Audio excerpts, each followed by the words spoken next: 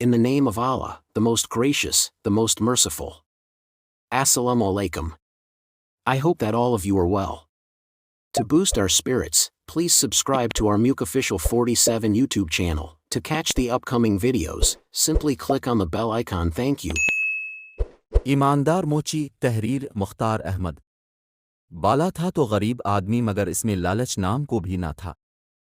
इसे इल्म था कि गाह के लोगों की आमदनी ज़्यादा नहीं होती और वो बड़ी मुश्किल से अपनी गुज़र बसर करते हैं। बाला गाह के दूसरे लोगों की तरह ही उन पर था मगर उसको गाँव वालों की गुर्बत का एहसास था, इसलिए वो उनसे जूतों की मरम्मत के ज़्यादा पैसे नहीं लेता था। ऐसा भी नहीं था कि इसको जूतों की मरम्मत के बदले रकम ही मिलती हो। गाह के कुछ लोग तो इस खिदमत के एवज़ इसे मुर्गी, अंडे, गंदुम, सब्जियां और गुड़ वगैरह भी दे जाते थे। एक दफ़ा उसने गाह के एक आदमी के 2 बच्चों के नए जूते बनाए थे, तो इस आदमी ने उन जूतों के बदले इसे एक बिक्री दे दी थी। इस बिक्री की वजह से बाले और उसके घर वालों को दूध की आसानी हो गई थी। वो अपनी बीवी और 2 बेटियों के साथ गाह में रहता था। घर चलाने के लिए इसे सख्त मेहनत करना पड़ती थी। इसकी बीवी एक बहुत अच्छी और मेहनती औरत थी। वो जूतों में काम आने वाला चमड़ा रनने में बाला का हाथ बटाती थी और उसके साथ साथ वो गाह के जमींदारों के खेतों में भी काम करती थी, जिससे इसे कुछ पैसे मिल जाते थे। दोनों की इस जद्दोजहद के नतीजे में घर की गाड़ी चलती थी।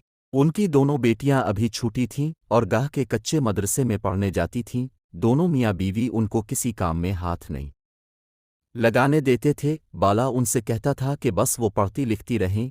इसके बावजूद दोनों लड़कियां घर के मुख्तलिफ छोटे मोटे कामों में लगी रहती थीं, जिसकी वजह से बाला की बीवी को बड़ी आसानी हो जाती थी। बाले के घर की एक मुद्दत से मरम्मत नहीं हुई थी। इसके घर में 3 कमरे थे और उनकी छतें बोसीदा हो गई थीं। बारिश होती थी तो पानी कमरों में टपकने लगता था। बाला ये सोच सोच कर परेशान हो जाता था कि अगर सर्दियों में बारिशें शुरू हो गईं तो क्या होगा। इसने पैसे जमा करना शुरू कर दिए थे ताकि बारिशों के होने से पहले ही घर की छतों की मरम्मत करवा ले, मगर अभी इसके पास बहुत थोड़े पैसे ही जमा हुए थे। वो इस मकसद के लिए अब सूरज गुरूब होने तक काम में लगा रहता था ताकि कुछ फाजिल रकम हासिल हो जाए जो छतों की मरम्मत में काम आए। थोड़ी देर ही गुजरी थी कि इसकी बीवी इसका खाना लेकर आ गई। वो अपने साथ टीन का एक बड़ा सा डब्बा भी लाई थी जिसमें उसने लकड़ियों से आग जला रखी थी। बाला बीवी को, खाने को और आग के डब्बे को देखकर खुश हो गया। बोला, बाली खुश रह, तूने तो कमाल कर दिया। तुझे कैसे पता चला कि मुझे सर्दी लग रही है? बाली अपनी तारीफ सुनकर शर्मा गई।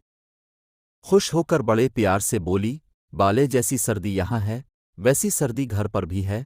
मैंने सोचा कि तो सर्दी में काम कर रहा होगा, इसलिए मैं डब्बे में आग जला कर ले एक हूँ। ये कहकर उसकी बीवी ने खाना खोलकर उसके सामने रख दिया और बोली, बाले तो खाना खा, मैं घर जाती हूँ। दोनों बच्चियां मदरसे से वापस आने वाली होंगी, उन्हें भी खाना देना होगा। बाले ने कहा, ठीक है तो जा। मगर बाली ये सुन ले कि तो मेरी खातिर बहुत तकलीफ़ें उठाती है।